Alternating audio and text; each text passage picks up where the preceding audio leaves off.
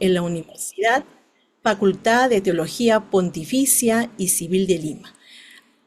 Asimismo, tiene una maestría en Educación, Filosofía, Teología, Ética y Moral, y es director del Centro Católico Criterio Cristiano.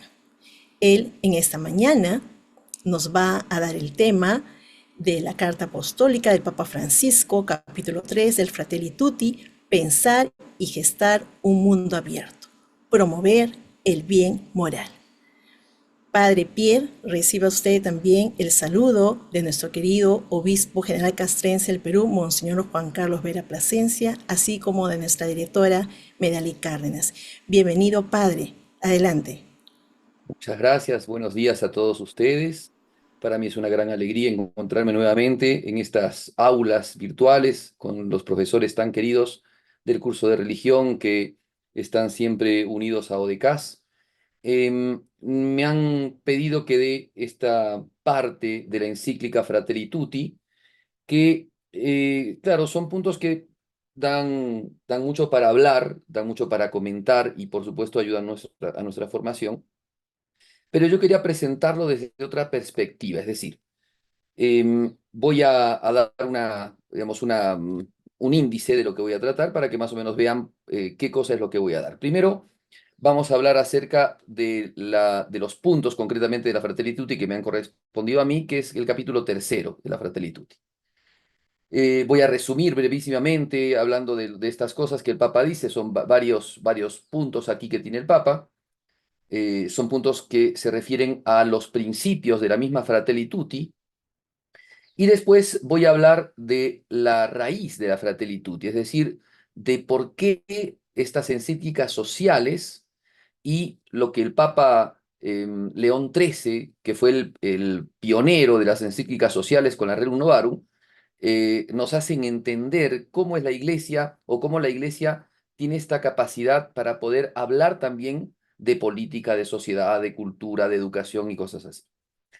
Y por último, vamos a hablar sobre un tema que es el punto concreto y el punto inicial y frontal de todas las encíclicas sociales, que se refiere a la caridad y al bien y los derechos de la persona.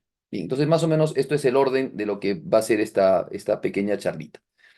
Las personas que tengan deseos de preguntar, por supuesto lo pueden hacer. Pienso yo que sería mejor después de la charla para no romper el hilo de lo que estamos hablando. Muy bien, entonces, primer puntito, vamos a hablar, centrémonos en lo que es nuestro tema. Se nos ha pedido hablar acerca de el pensar y gestar un mundo abierto digamos, en el bien moral, en el bien común, ¿no? Esto es parte entonces de una encíclica, no es todo el tema de la encíclica, pero es una parte, y es una parte fundamental de la encíclica Fratelli Tutti. El Papa, en la encíclica Fratelli Tutti, primero nos da un tema bíblico para reflexionar, que es la cuestión del buen samaritano, y después del buen samaritano, a partir, digámoslo así, de una exégesis, de un comentario bíblico que hace a este texto, el Papa va a desarrollar distintos puntos que hablan acerca digamos, de la realidad social como una realidad fraterna. Eso quiere decir, podríamos decir que la Fratelli Tutti se encierra en esto, ¿no? Es una encíclica que quiere hablarnos de la sociedad como un grupo de personas en donde debemos de tener entre nosotros fraternidad. Eso es. La palabra Fratelli Tutti significa hermanos todos, ¿no? Eh, Bien, entonces vamos a, vamos a ir por el resumen de la encíclica, ¿no? De esta tercera parte de la encíclica. Primero, el Papa empieza por una cuestión de orden individual. Hay que estar dispuestos a darse a los demás. De hecho, el Papa dice, ¿no?, que el hombre se desarrolla, el hombre alcanza plenitud en esta vida, no cuando se hace a sí mismo, cuando se desarrolla solamente para sí mismo, porque nadie lo puede hacer. Nadie puede desarrollarse solamente en sí mismo. Siempre estamos eh, ligados, siempre estamos relacionados con una sociedad. Y esa sociedad es un conjunto de seres humanos. Entonces, el elemento social es un elemento imprescindible de la vida humana. Y la vida humana crece normalmente en una sociedad. Aristóteles decía que solamente las bestias y los dioses viven sin sociedad. Los seres humanos somos seres sociales. Y Santo Tomás de Aquino dice que el ser humano es un ser atingere, o sea, es un ser tendiente, no es un ser en sí mismo. El Papa Francisco va a utilizar siempre esta palabra autorreferencial, ¿no? Ese tema de la autorreferencialidad es más bien una sin razón, es una ideología, pensar que el hombre se debe a sí mismo y vive para sí mismo, ese egoísmo, digámoslo así, eso no es una realidad. El hombre no puede vivir así. El hombre, para poder desarrollarse, tiene que amar. Y amar es un acto de la voluntad en donde el hombre trasciende. El acto voluntario de amar es un acto extático, es decir, hace que uno salga de sí mismo. Una persona que no ama no puede vivir. Decía el Papa San Juan Pablo II, nadie puede vivir sin amor, sin tener amor y sin dar amor. Y eso lo enseña también la psicología moderna. Las personas que de chicos han vivido sin amor son personas que tienen un montón de problemas. Las personas que no aman son personas que tienen un montón de problemas. Es decir, las personas que no depositan su amor, ¿no? Porque siempre amamos. La potencia humana, la potencialidad humana, así como es conocer por la inteligencia que tenemos, así también es amar por la voluntad que tenemos. O sea, son dos potencias espirituales. Una nos lleva a conocer, es decir, traer para nosotros las cosas del mundo, otra nos lleva a amar, que es salir de nosotros hacia las cosas del mundo. Por eso es que el amor más grande e importante es el amor de Dios y el amor a Dios y después el amor al prójimo. Muy bien. Seguimos entonces con lo que enseña el Papa. El Papa dice entonces que encontramos en la sociedad lamentablemente hoy día dos tipos de personas. Las personas egoístas, autorreferenciales, que generan inclusive sociedades, porque decíamos, nadie puede vivir sin sociedad, pero generan sociedades cerradas, o sea, sociedades solamente que les generan a ellos algún tipo de complacencia, algún tipo de interés, sociedades cerradas, ¿no? En esto podemos ver, por ejemplo, algunos que solamente trabajan para sí y para alguno, por ejemplo, es un padre que trabaja para sus hijos y nada más no le interesa el mundo, no le interesan los demás. Sociedades cerradas que son sociedades que buscan solamente el bien de un grupo, por ejemplo, sociedades que tienen partidarismos o ideologías.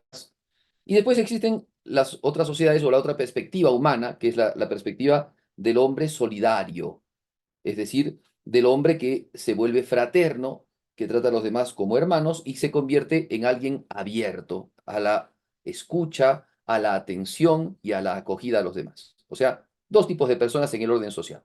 La gente cerrada que vive para sí mismo y sencillamente utiliza de los demás para sus propios beneficios y genera sociedades cerradas que solamente están en orden a sus propias conveniencias, viven de los demás pero no sirven a los demás. La Madre Teresa de Calcuta decía, el hombre que eh, no vive para servir, no sirve para vivir. Lamentablemente, esas personas no hacen el bien a nuestra sociedad, generan más bien divisiones, generan corrupciones y cosas así. Y después las personas solidarias, que son las personas que van generando las bases de una sociedad buena, de una sociedad sana. Segundo punto, las sociedades deben fundarse en la caridad. Este es otro principio importantísimo, ¿no? La caridad. Después veremos con más atención este tema. Pero la caridad es lo que funda los verdaderos vínculos de una sociedad. Es elemental, ¿no? Por eso que hablaba yo antes de que el Papa utiliza un exégesis que es la del buen samaritano, en donde el Papa, eso es el capítulo primero, capítulo 2, el Papa explica cómo la vida del buen samaritano cambia totalmente una sociedad. Porque si es que nosotros recordamos la parábola, ¿no? Pasó un levita, pasó un sacerdote judío y no hicieron caso a este hombre que estaba moribundo. Entonces manifiestan esas sociedades cerradas del propio interés de los particulares. En cambio, el samaritano, que ni siquiera era miembro de esa sociedad, porque los samaritanos no eran judíos, él se manifiesta como prójimo, él se manifiesta como un hombre solidario y como un hombre abierto a las necesidades de alguien que era totalmente desconocido y que inclusive era enemigo porque era un judío y este hombre era un samaritano, ¿no? Entonces es un vivo ejemplo, el ejemplo del buen samaritano, de un hombre abierto y de un hombre que funda una sociedad basada en la caridad. ¿Ya? Es importantísimo esto. ¿Qué es la caridad? El Papa va a explicar más o menos en sus otros párrafos, ¿no? La caridad es una virtud que hace que nosotros veamos al prójimo como un propio yo. Por eso es que Jesucristo nos dijo hay que amar al prójimo como a uno mismo, ¿no?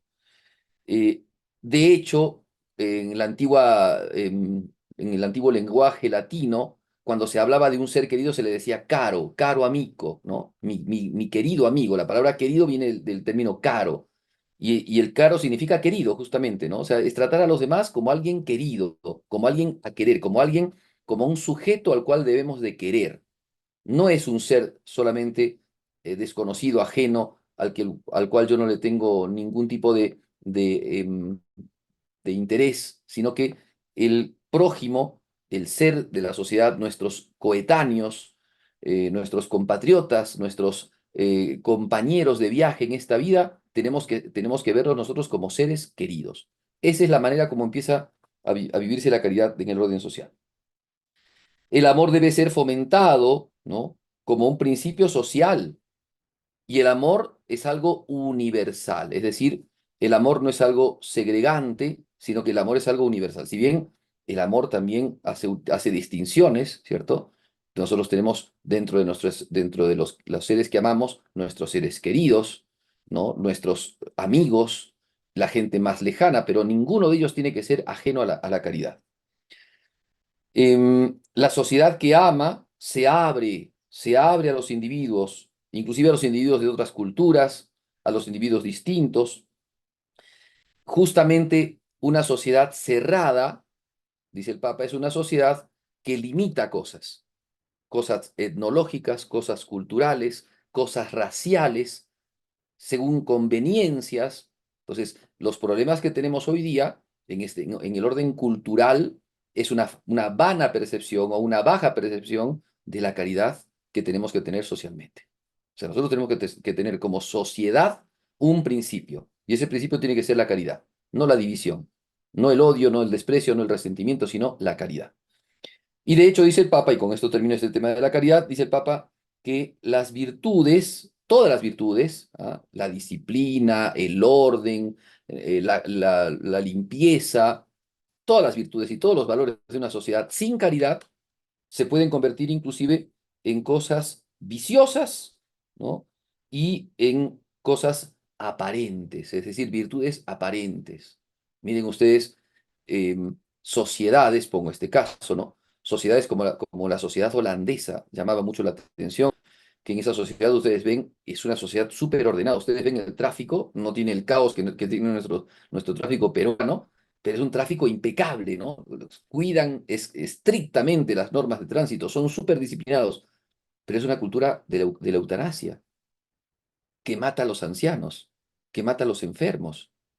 ¿Dónde está la caridad? Entonces, ese orden que se ve, ¿no? Externo, no tiene un fundamento caritativo, es un orden externo, que si bien, por supuesto que colabora en el fin de la sociedad, pero no es lo más importante, porque es una cosa que se muestra como una cáscara, pero que no tiene el fundamento es la caridad. Muy bien. Hay que entender, entonces, a partir de esto ya podemos ver, podemos colegir de que tenemos que tener apertura, entendimiento, ¿no? Entendimiento a la apertura.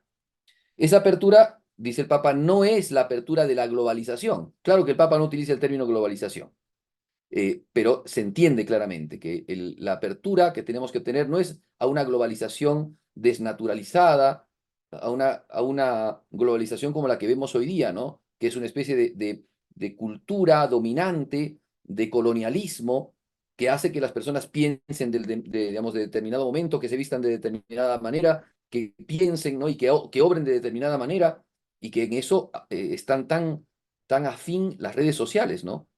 Que hace que las extravagancias de un lugar se vuelvan moda, se vuelvan virales en todo el mundo, y que no se tenga un patrón sobre el bien y el mal, sino que sencillamente aparezca como algo, digamos, como bueno, siempre lo novedoso, aunque eso sea algo pútrido. No es entonces la globalización desnaturalizada, homogénea y uniforme, que quiere hacer que el hombre sea todo igual, todos iguales, ¿no? Todos con el mismo pensamiento, todos con las mismas características, todo. No es así. Nosotros somos seres individuales. Nosotros somos seres particulares. Nosotros somos seres con características propias, con una personalidad, ¿no? Que hay que respetar y que hay que amar. El globalismo, ¿no? Esta globalización imprudente que se entromete en las culturas, en la educación, rompe con la cultura propia, con las tradiciones. Y eso no es lo que es una cultura abierta. Una cultura abierta, por el contrario, es una sociedad que acepta y acoge a todos con caridad, pero no pierde su identidad. Una cosa muy importante, ¿eh? No pierde su identidad. O sea, podemos acoger a todos y tenemos la disposición, como el buen samaritano, de levantar a todos y de ayudar a todos. pero no perdemos nuestra personalidad. No dejamos de ser quienes somos, en el sentido de que estas cosas buenas que hemos obtenido de nuestra evangelización, de nuestra cultura, de nuestra vida, eso no lo vamos a vender. Esas cosas no son negociables. Y esta caridad que nos hace abrirnos a otros que no son como nosotros, es una caridad que hace que los foráneos no sean siempre foráneos. Es decir, que los foráneos sean acogidos como huéspedes. Y es una caridad que hace que no hayan extranjeros del mismo país. El Papa utiliza este término, el Papa tiene esas frases, ¿no? Que son muy coloquiales, en donde habla de que hay algunos que siendo miembros de nuestra patria, sin embargo, son vistos como extranjeros. Eso se ve en el Perú muy claramente, ¿no? Cuando, por ejemplo, en una sociedad hay gente segregada que es del mismo país y es gente segregada por no tener el apellido que la gente tiene allí, por no tener el color o tal vez el matiz del color, porque acá, como decía la canción, el que no tiene de Inga tiene de Mandinga, ¿no? Entonces, basta que tenga un teñidito menos o más, ya es considerado distinto, ya es considerado ajeno, y si no se habla con el mismo acento, ya es considerado extraño, ¿no? Y por supuesto con la cuestión de la economía, mucho más. Si es que uno no tiene todo el dinero que podían tener en tal sociedad, bueno, son sociedades restringidas, ¿no? En cambio, una sociedad abierta acoge y no trata como extranjeros a los demás. O sea, no trata como extranjeros a los que son inclusive de la propia patria. Una sociedad que forma amigos. Es muy interesante esta frase del Papa. Forma amigos. O sea, la sociedad no es solamente un conjunto de seres que viven cada uno en la suya, cada uno en su mundo, y trata de organizarse más o menos para que cada uno siga viviendo en la suya. No es así. Una sociedad forma amigos. Después, de hecho, es lo lógico. Ustedes como profesores tienen digamos, un espectro en el magisterio en donde tienen compañeros de trabajo, y esos compañeros de trabajo es lógico que que se conviertan en amigos, porque esas relaciones laborales armoniosas, bondadosas, generan amistad. Es lógico. El confluir en una actividad hace que dos personas o tres personas o más personas tengan un punto de referencia y tengan experiencias conjuntas. Y eso genera las amistades. Em, la sociedad caritativa y fraterna es una sociedad que respeta las diferencias y fomenta la armonía. Muy interesante. O sea, como decimos, no todos somos iguales. Tenemos diferencias de muchas cosas. Me acuerdo alguna vez de haber escuchado a un sacerdote, ¿no? Cuando hablaba del mundo, que es cada persona es como los dedos de nuestra mano, distintos. Es una sola mano, pero sin embargo, tan distintos un dedo del otro. Pues así somos nosotros. Y entonces, una sociedad caritativa, una sociedad buena, fraterna, es una sociedad que respeta las diferencias y fomenta la armonía. Es una sociedad fraterna. Es decir, una sociedad que fomenta la verdadera libertad, pero no el liberalismo. Después hablaremos acerca de esto. Respeta las diferencias y fomenta la equidad. Promueve a la persona que es la que es sujeto del derecho. No es un grupo de personas, no es la política, no es la materia, no es la economía, no es ni siquiera la cultura, es la persona la que es el centro de una sociedad. Y entonces a la persona la respeta.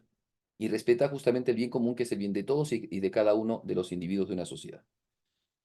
Se debe entonces proponer una nueva búsqueda para poder entender una sociedad así. Hay que entender nuevamente lo que es el bien y hay que hacer una búsqueda, porque hoy día hemos extraviado el sentido del bien. Y el Papa dice, es momento de ya no burlarse de la ética y del bien.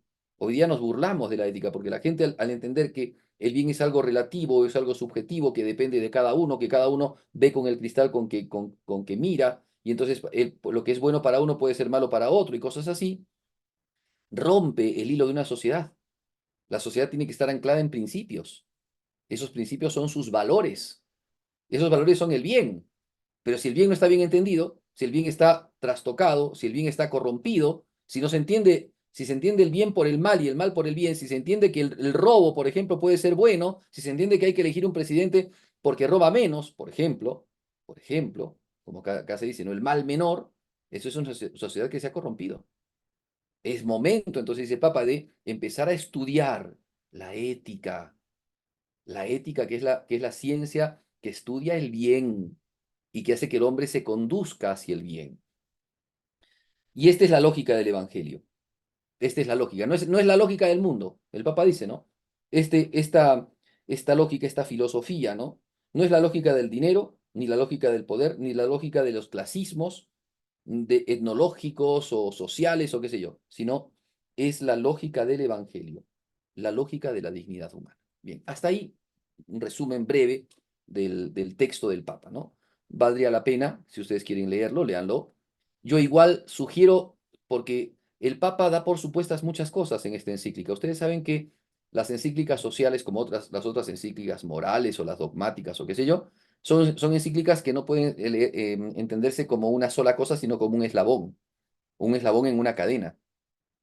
Entonces pienso que para enriquecernos mucho más, y esto lo pongo a ustedes que son profesores y que tienen que saber de estas cosas, propongo, por ejemplo, que antes de leer la encíclica Fratelli Tutti, lean la Rerum Novarum, que es la reina de todas las encíclicas, que es la encíclica básica de todas las encíclicas sociales, y que fue del gran Papa León XIII, que fue un hombre realmente iluminado por Dios, que esperemos que en algún momento la iglesia lo canonice. Pero fue impresionante la amplitud de visión, la inteligencia y la grandeza de alma que tenía este Papa. Tiene un montón de documentos muy interesantes y que hoy día han quedado como en los archivos del olvido y valdría la pena, ¿no? Yo, entonces, muy vivamente aconsejo que retomemos las encíclicas de León XIII y en este caso, que son encíclicas sociales, la Rerum Novarum, que como digo, es el principio, es el fundamento, es, digámoslo así, es el primer eslabón de esta cadena de encíclicas sociales. Porque también en esto es cierto que hay que decirlo, ¿no?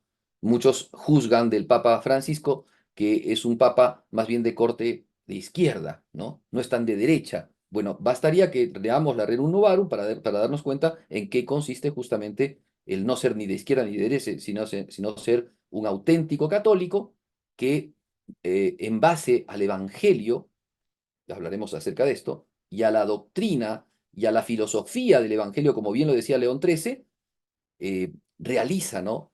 Una doctrina y amplifica una doctrina que no es otra cosa que el Evangelio de Jesucristo aplicado a la sociedad.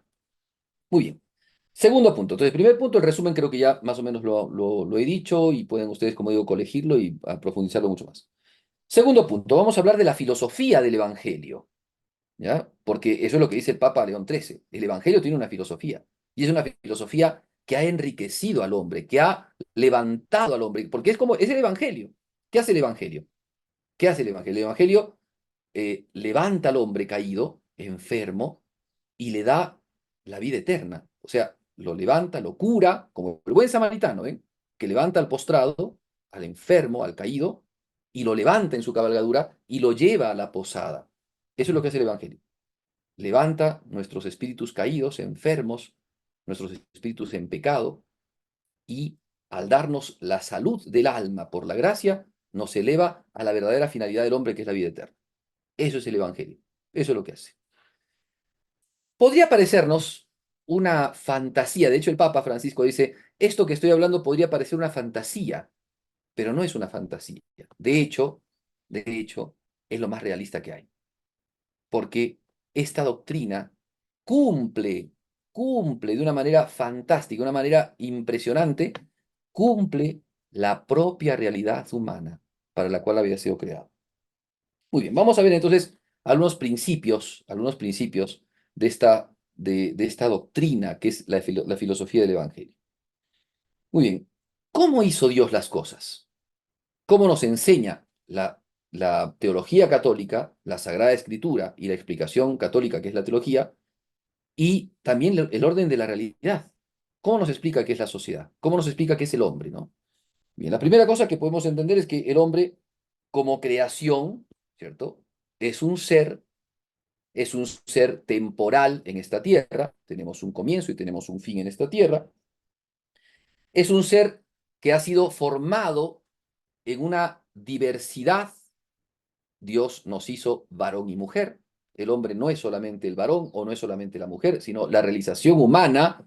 Por eso es que cuando hablamos de hombre, No nos referimos solamente al varón, sino nos referimos al varón y a la mujer. Por eso no está mal decir el fin del hombre o los beneficios del hombre. No está mal. Las ideologías, más bien la ideología feminista, muy metida hoy día, habla de que es machismo hablar solamente del hombre. No es así. No es así. Cuando hablamos del hombre, nos referimos al hombre que se despliega, por supuesto, en la diferencia entre el varón y la mujer, que los dos complementan, ¿no? Y realizan lo que es la esencia humana. Entonces, eso es un principio. Es un principio del Evangelio, es un principio que está en la Escritura, un principio de la Iglesia, pero es un principio de la realidad. En la realidad encontramos esto. La biología, la genética nos habla justamente de eso. La realización de la humanidad se da en esta diferencia entre varón y mujer. Segundo punto, ¿no? Eh, el hombre además es alma y cuerpo, es espíritu y materia.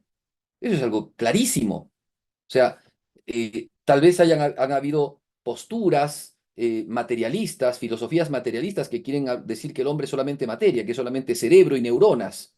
Pero eso está muy lejos de ser la verdad. Nosotros tenemos una vida interior. El padre Cornelio Fabro, un gran intérprete de Santo Tomás de Aquino, tal vez de los mejores de nuestro tiempo, decía, para descubrir, por ejemplo, la existencia de nuestra alma, no sé si la del prójimo, pero para la de nuestra alma hace falta sencillamente entrar en nuestra vida interior. Ustedes, miren, yo peor todavía en esta situación virtual, porque yo ni siquiera les veo las caras, ¿no? Porque han apagado sus camaritas, pero yo ni sé lo que piensan ustedes. Yo les estoy hablando, pero no sé qué están pensando ustedes. No sé si están escuchándome o tal vez escuchándome y haciendo otra cosa. No sé, no sé, ¿me entienden? Yo no sé lo que es el interior de nuestro corazón. Ustedes me están escuchando a mí y están escuchando los pensamientos que estoy dándoles a ustedes, pero hay muchas otras cosas que yo tengo dentro mío y que ustedes no lo saben. Tenemos una vida interior.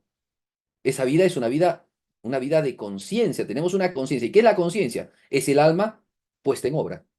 O sea, la conciencia es la manera por la cual el alma del hombre se descubre a sí misma y se muestra en sus actos. Por la conciencia, conozco que conozco, sé que sé, me doy cuenta que escucho, me doy cuenta. Eso es la conciencia. Y la conciencia moral es aquella que descubre mis actos morales. Me doy cuenta que estoy obrando el bien, me doy cuenta que estoy mintiendo, me doy cuenta que estoy robando. Eso es la conciencia. Y esa conciencia es justamente el alma que está trabajando. ¿Ok? O sea, la conciencia no es el alma. La conciencia manifiesta lo que es el alma.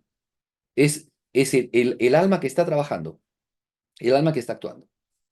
Y entonces, el ser humano es un ser que tiene un alma y que, como les digo, si no sacamos afuera esto, nadie lo puede conocer.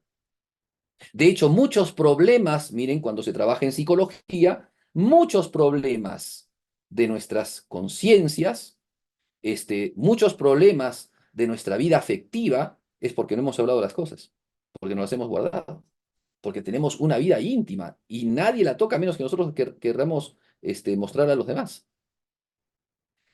Muy bien, entonces, hombre desarrollado en varón y mujer, desarrollado, un hombre creado en alma y cuerpo. La Biblia dice, tomó barro y sopló en ese barro su aliento y entonces creó al hombre.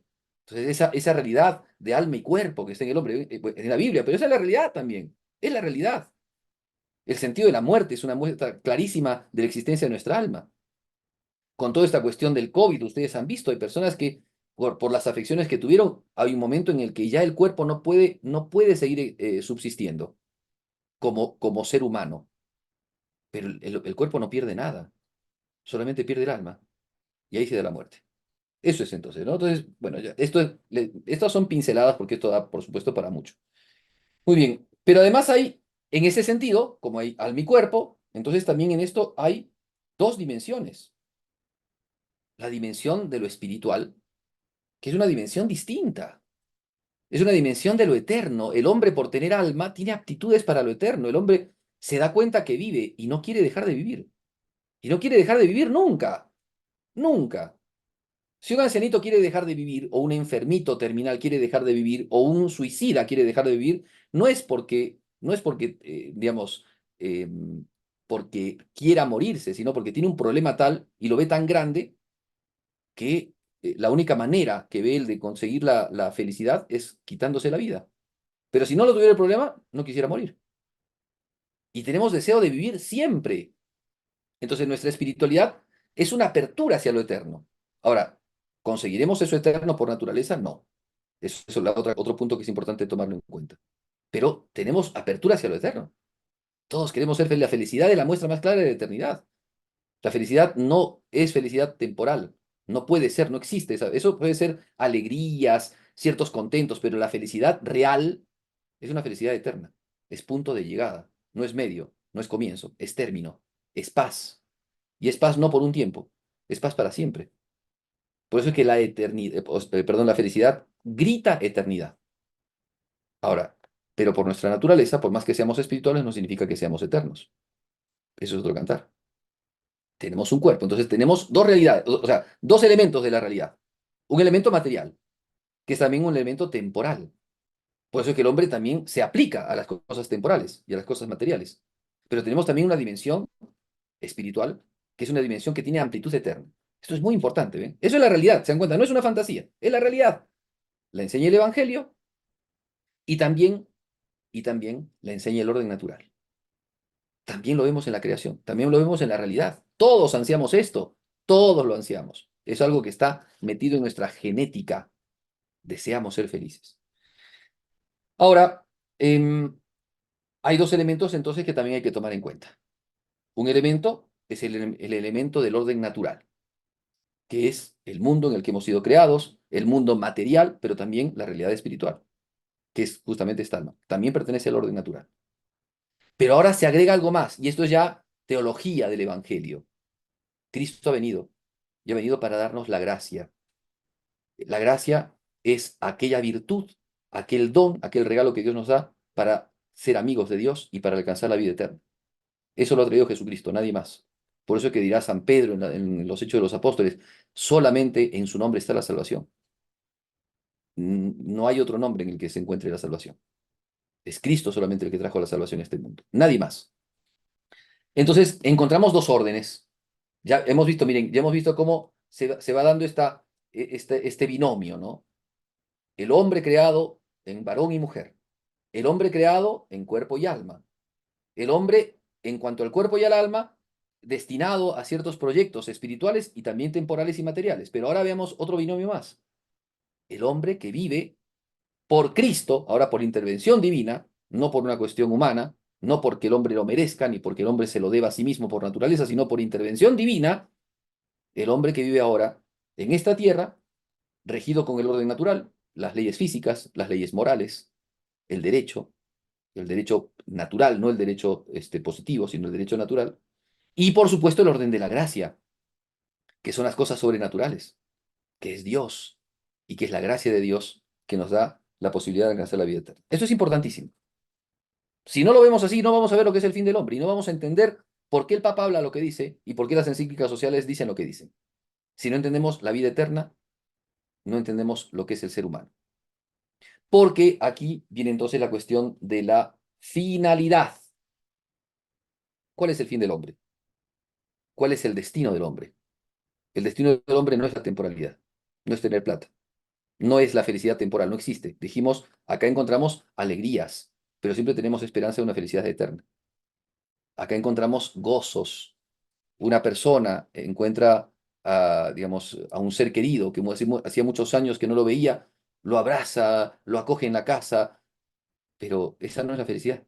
Esos son momentos de felicidad, pero no es la felicidad. Uno consigue el título de ¿no? la licenciatura, la maestría, el doctorado, felicísimos en ese momento, pero esa no es la felicidad. Es un momento de gozo, momento de plenitud, pero no es la felicidad. La felicidad es eterna. Y entonces el hombre tiene un fin, ha sido creado para un fin. Y aquí vamos a distinguir porque han habido errores. Yo solamente menciono, porque como les digo, cada tema es un tema impresionante que es para llenar libros, ¿no? Aquí hay una cosa que hay que tomar en cuenta. Hay gente que dice que el hombre tiene dos fines, un fin material, secular, un fin social y el fin eterno. Eso no es así. Dios no nos ha creado para dos fines. Nos ha creado para un fin. Ese fin es la eternidad.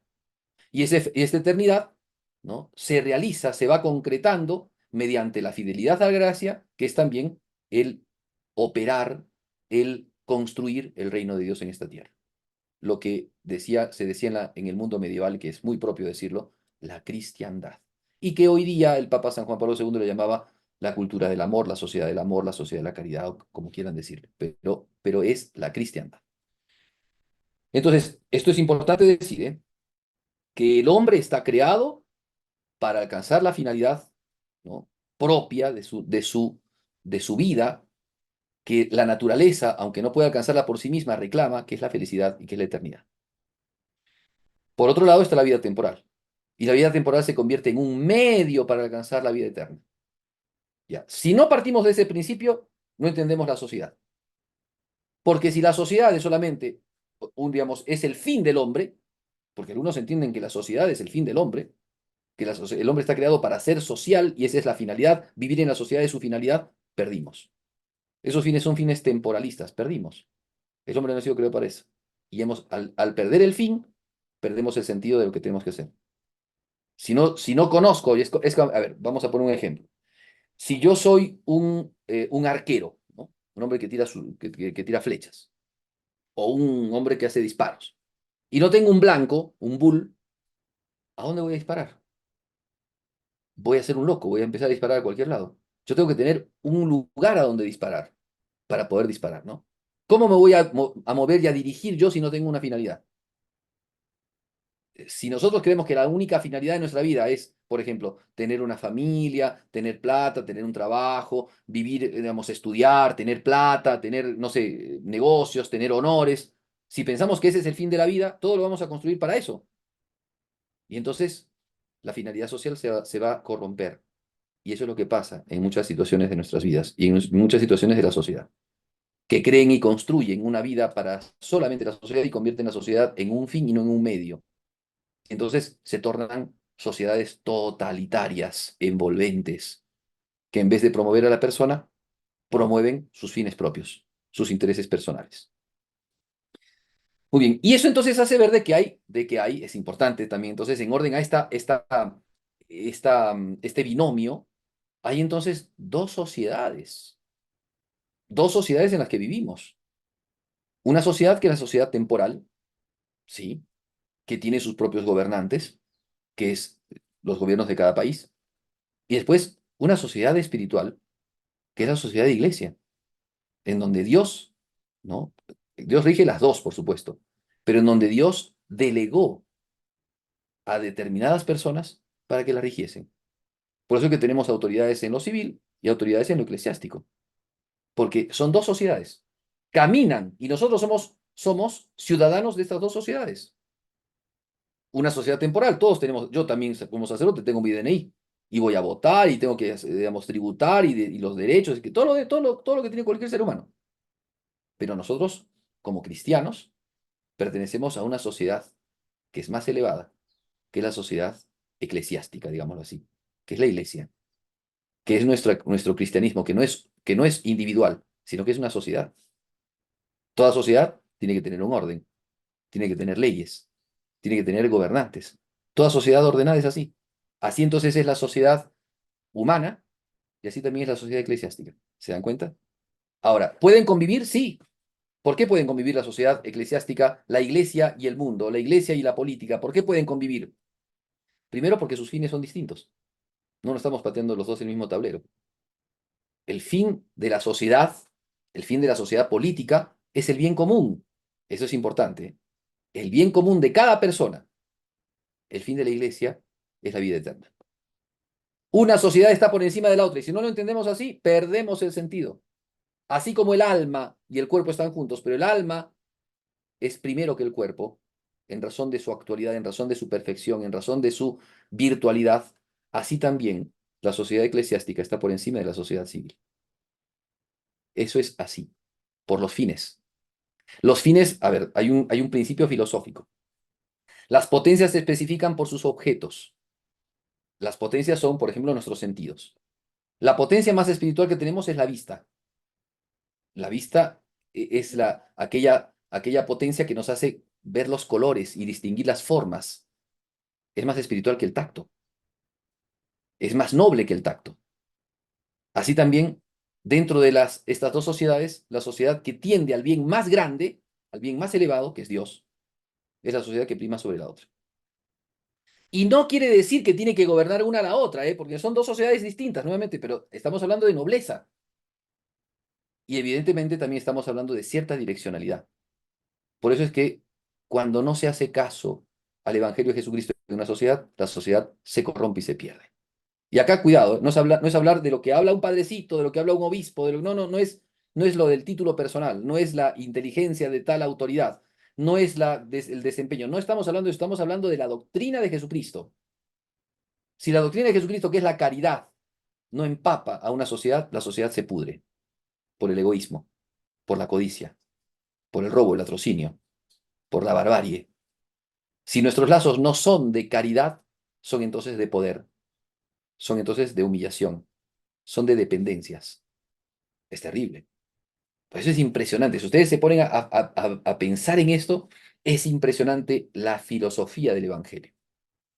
Me van a tener que cortar si es que yo tengo para hablar para largo. Entonces, por favor, los moderadores, córtenme porque yo voy a hablar 5 minutos más, porque igual no llego. Les tenía que hablar de la distinción entre, o sea, de cómo la iglesia es un pico entre dos valles, ¿no? Es como el medio entre dos péndulos, ¿no? Entre dos extremos pendulares que son el comunismo y el liberalismo. No voy a llegar porque ya tengo demasiado poco tiempo. Pero bueno, creo que hasta ahí ya más o menos está. Por último, termino de decir estos principios de la iglesia, estos principios del orden social de la iglesia. Decimos entonces que por la redención de Jesucristo, ¿cierto? Dios nos ha curado y nos ha elevado y nos ha dado una amplitud social muy grande, una amplitud social que plenifica a la persona.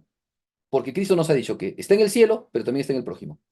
Entonces podemos hacer con nuestra cultura cristiana, podemos hacer dar gloria a Dios y también servir a los demás. Por eso es que los principios de la doctrina social de la Iglesia, los principios del Evangelio de Jesucristo, los principios de la filosofía del Evangelio, que parten de la redención y del amor de Dios dado a nosotros, no son el poder, no son el dinero, no son los bienes materiales. Los principios son, primero, la persona. Trabajamos para la persona. Cristo vino a este mundo a salvar a los pecadores y nosotros somos los primeros. Y Cristo puso atención en nosotros. Entonces, nosotros, cada uno de nosotros, somos el centro de la sociedad. Así es el principio de la cristiandad. Y cualquiera de nosotros, el que vive en la frontera más alejada, el ancianito, el niño con capacidades especiales, la mujercita, el varoncito, todos somos sujetos de esta sociedad. Todos.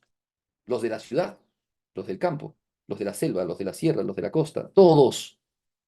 Los extranjeros. Hoy día hay una xenofobia muy grande, muy crecida, porque claro, han venido malos representantes, ¿no? del extranjero y nos han generado violencia en nuestra patria, y entonces pensamos que todos son así. Y entonces, digamos, la realidad social se torna una realidad xenófoba. Tú eres extranjero, tú eres ratero, tú eres malandro, tú eres así, ¿no? Cuidado con eso, ¿cierto? Está también en esto el pecado original, ¿eh? Y el pecado particular, porque eso no hay que dejar de verlo, porque nosotros no vivimos en un mundo al estilo rusoniano, que hablaba de que el hombre es bueno y que por su naturaleza es bueno, y si ustedes habrán leído seguramente cuando tienen los cursos de educación en la universidad o en las maestrías, les dan, está tan promocionado, yo no sé por qué, ¿no? El Emilio de Rousseau, que es un desastre. Es una manera de educar de manera naturalista. Es terrible, bueno, yo no me voy a meter en eso, pero este, está el pecado original y está el pecado particular. Eso deteriora las sociedades, deteriora nuestra vida. ¿Cómo no va a deteriorar nuestras sociedades? Entonces, es una cosa también a tomar en cuenta. Bueno, entonces, como el principio de la doctrina del Evangelio de Jesucristo, de la filosofía del Evangelio, es la persona, es lógico que entonces el bien de toda persona, y eso se le llama el bien común, sea un fundamento y sea un principio de la doctrina del Evangelio de Jesucristo. Em, Además, está el destino universal de todos los bienes, porque como todos somos valiosos e importantes, los bienes son importantes. Los bienes privados son importantes. La iglesia defiende la propiedad privada, cuidado con eso. Pero el principio de la propiedad privada no es un principio que está por encima de la persona. Siempre lo ha dicho Jesucristo. La persona está por encima de las cosas. Cristo creó el mundo para el ser humano. Jesucristo decía, todo es vuestro, pero vosotros sois de Cristo y Cristo de Dios. Entonces, las propiedades que son y deben ser respetadas son propiedades del ser humano y para el ser humano. Pero no es una plutocracia. No es que solamente hay algunos que tienen que tener el dinero de todo el mundo y tienen que empobrecer cada vez más a la gente. No es así la doctrina cristiana. Tampoco es el comunismo, que le roba a los propietarios y dice darle a los pobres, pero no porque se quedan ellos con el dinero. No es eso. La doctrina cristiana es la doctrina en donde se ve a cada persona y cada persona tiene su valor. Es importante. Y entonces se ayuda. El que tiene, ayuda. O sea, no quiere decir que el que tiene hay que despojarlo de sus bienes. No. El que tiene, ayuda. Se hace solidario. Por eso es que el principio del destino universal de los bienes es muy importante en la doctrina social de la Iglesia. Después el principio de participación. Todos tenemos que participar. Todos somos parte de una sociedad. Todos tenemos que participar. Si bien algunos que pueden ser mayor protagonismo que otros, pero todos tenemos que participar. El principio de solidaridad, ¿no? Que es justamente eso, el ser buenos con los demás. Porque Dios nos ha dado cosas para hacer el bien, no para quedárnoslas. Y el fomento de los valores. El principio de subsidiariedad, que es ayudar al que no tiene la posibilidad, ¿no? El Papa ponía el caso, ¿no? Hay personas que, por ejemplo, tienen una buena educación, tienen una buenas, digamos, bienes materiales, pues es propio de una sociedad fraterna y buena que estas personas colaboren con quienes menos tienen. No se trata, no se trata de que te roben el dinero, no se trata de que tampoco, ¿cómo podemos decir? Que uno no ayude a los demás por ejemplo, construyendo una sociedad más culta, más buena. No se trata solamente de dar una limosna, digámoslo así, indiferente, ¿no? A un desconocido que pasa, ¿no? Le doy una moneda y paso. No es eso. Es tratar a los demás como propios, como amigos, como hermanos. Eso es el principio de subsidiariedad. Y después el fomento de los valores. La verdad, el bien, la justicia, la caridad, la unidad social. Muy bien, como digo, tendría que darles otro punto más, pero me he quedado corto, ahí nomás lo dejamos, porque creo que ya se me acabó el tiempo, ¿cierto? Padre, de verdad, el tiempo es así, ¿no? Pero igual, muchísimas gracias por cada una de estos alcances y aportes que usted nos ha brindado, que realmente son valiosos para la formación doctrinal de cada uno de nuestros maestros. Y hay una pregunta, padre, ahí en el chat que le hace el profesor Pedro Timoteo Quijada. Él dice, buenos días, padre. ¿Cómo promover la primacía de la persona y el bien común en una sociedad individualista y egoísta? Perfecto, porque por eso decía, parecería que esto es una utopía, que esto es una fantasía, que esto no es realidad, y sin embargo es lo más real. Promover la realidad. ¿Qué es la realidad? La realidad es que usted, yo y todos los que estamos participando de esta conferencia, todos somos valiosos, todos somos importantes. Y entonces eso se hace primero en la casa. Si en la casa no se habla de esto, no se vive la caridad y no se habla de la caridad y no se... Miren, yo pongo ejemplos nada más, ¿no? Yo he visto familias que cuando van a misa, el papá le da al hijito, le da las moneditas para la colecta. Y el niñito le pide al papá y el niñito es el que pone la colecta en la misa, ¿no? O le da la platita para darle al pobre, la limosnita. Son actos concretos, son actos concretos. Y los niños son generosos. O sea, si se les enseña, porque a los niños hay que educarlos, si se les enseña, son generosos. Conozco casos de niños que he visto, que se roban o sea, que se guardan el pedacito de pan para dárselo a un pobre. Oigan, la película Marcelino Pan y Vino, en donde el niñito se quitaba la comida y hasta le quitaba comida a los frailes para dárselo a Jesucito, ¿cierto? Bueno, es eso, es que hay que fomentar la caridad. Una sociedad fundada en la caridad, hermanos, es eso. ¿Cómo fomentamos estos principios? Hemos dicho, el principio del cristiano es la caridad. Es la esencia del cristiano, es la caridad. Hay que ser caritativos. ¿Cómo se fomenta con los alumnos? Haciendo, por ejemplo, una sesión de aprendizaje caritativa, en donde se busque el bien. Ahora se habla de trabajos colaborativos, es otra cosa. Eso es otra cosa. Yo tengo, digamos, con la pedagogía moderna yo estoy peleado, ¿ok? San Clemente Alejandrino tuvo un libro que se llamaba Strómata, que significa el maestro. Imagínense ustedes ya desde cuándo se escriben libros de pedagogía, ¿ah? Pero la pedagogía de Cristo es la pedagogía de la caridad. Y nosotros tenemos que enseñar caridad. que se hagan el bien el uno al otro, enseñar a los chicos a que se hagan el bien el uno al otro. Entonces es importante estas cosas, ¿eh? Hay que tener mucha atención en esto. O sea, los profesores no pueden suplir a los padres. Eso es una cosa real. Pero sí pueden promover en sus sesiones de aprendizaje, ¿no? En sus aulas, sí pueden promover la caridad, la ayuda, el auxilio de unos a otros. Yo he visto, por ejemplo, colegios en donde los alumnos de quinto grado se ponen a ayudar a los chiquitos de primer grado, ¿no? En determinados momentos, no en todo momento, porque los niños tienen que vivir su tiempo, no se puede hacer tampoco amiguitos uno grandote con uno chiquito, ¿cierto? Pero se da determinados auxilios, determinadas ayudas, en donde uno sale de sí